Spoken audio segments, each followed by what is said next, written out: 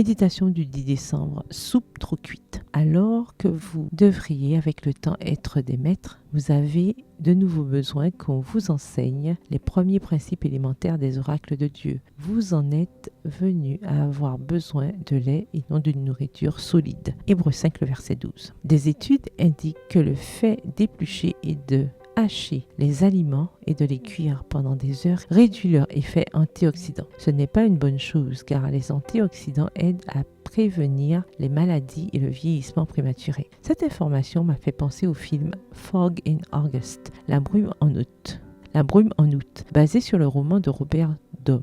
Il raconte l'histoire d'un adolescent qui a contribué à sauver des vies dans l'un des centres spécialisés où les nazis éliminaient les personnes considérées comme les rebuts de la société. Le film raconte le plan qui consistait à faire mourir les patients au moyen de l'alimentation. Le directeur du centre spécialisé avait donné l'ordre de ne nourrir certaines personnes qu'avec de la soupe trop cuite. Ainsi, les personnes recevaient 3 repas par jour sans savoir qu'elles ne recevaient aucun bénéfice nutritionnel. La perte de poids et l'affaiblissement ont prouvé que le plan fonctionnait. Nous n'essaierons pas de discuter de la véracité de cette histoire. Nous nous contenterons de prendre en compte le mal causé par la soupe trop cuite. Savez-vous pourquoi parfois notre foi n'est pas ferme et que nous finissons par apostasier? L'apôtre Paul déclare dans le verset d'aujourd'hui qu'il y a des gens qui devraient être experts dans la parole de Dieu, mais qui se laissent emporter par toutes sortes d'idées, comme les enfants, voir Hébreux 5, le verset 13. Cet état est une conséquence de la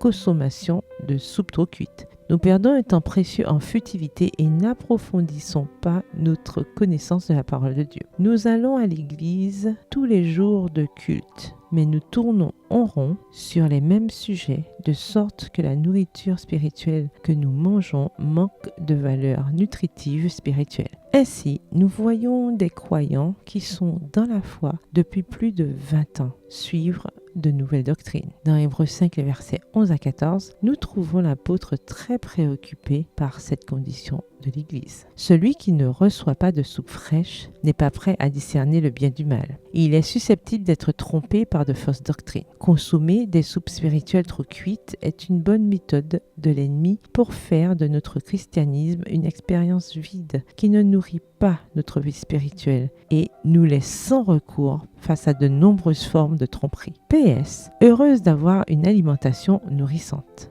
Bonne journée et que l'Éternel vous bénisse.